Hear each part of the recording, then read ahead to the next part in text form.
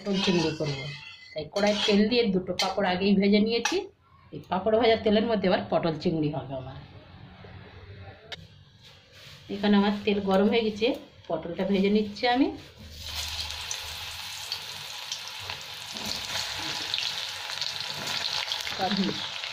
এখানে আমার পটল আর আলু ভাজা হয়ে গেছে, এবার আমি উঠিয়ে নিলাম। এই তেলের মধ্যে চিংড়ি মাছগুলো ভেজে নেব।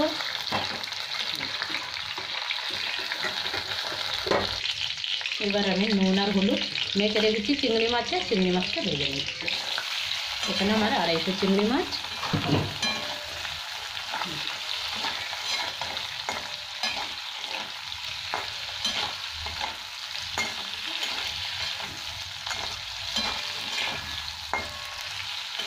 এখানে চিংড়ি মাছগুলো আমার ভাজা হয়ে গেছে, সব উঠিয়ে নিলাম।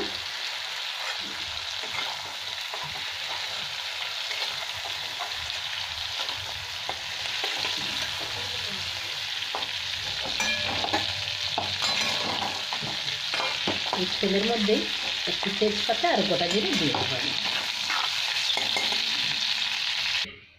এখানে আমি গোটা জিরেটা দিয়ে দিলাম 2 টুকরো তেজপাতা, একটা কেটে রেখেছি পেঁয়াজ, এটা আমি দিয়ে দিলাম। ছোটো করে পেঁয়াজটা কেটে রেখেছি, পেঁয়াজ দিয়ে দিলাম। এবার পেঁয়াজটা আমি লাল করে ভেজে নেব।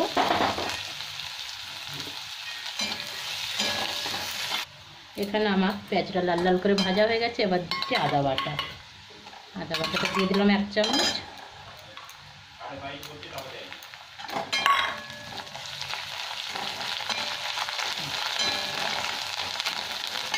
এবার আমি টমেটোটা দিয়ে দিলাম, টমেটো পিউরি করে রেখেছি 2টো।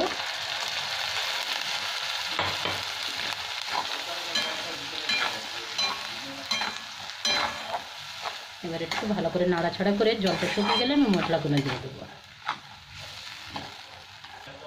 এখানে আমার মশলা থেকে তেল ছেড়ে দিয়েছে, দিয়ে দিলাম 1 চামচ ধনে পাউডার, দিয়ে দিচ্ছি হলুদ,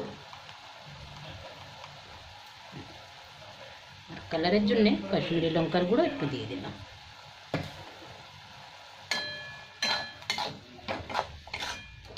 আরও 2-3 মিনিট ভালো করে ভেজে নেবো মশলাটা।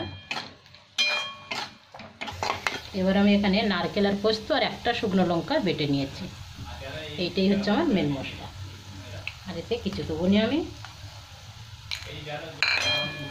এটা আরও 2-3 মিনিট ভেজে নেবো, তারপরে ভাজা চিংড়ি মাছ আর পটল দিয়ে দেবো।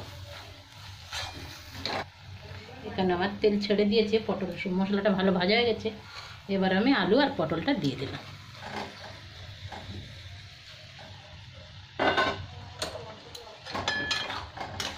ভালো করে এবার মিক্স করে নিচ্ছি কষে। তারপরে আমি একটু গরম জল দিয়ে দেব।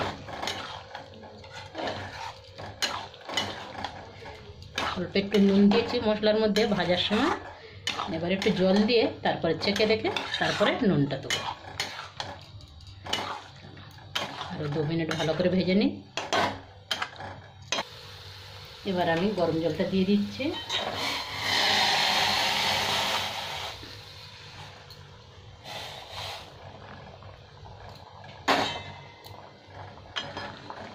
রান্না আমার একদম শেষের দিকে হয়ে গেছে। কেন পটল আর আলু ভাজতে সেদ্ধ হয়ে গেছে, একদম সেদ্ধ।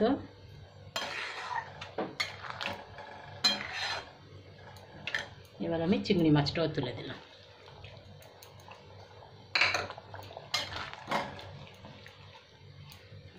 আরও 2 মিনিট ফুটে গেলেই গ্যাসটা বন্ধ করে দেবো আমি।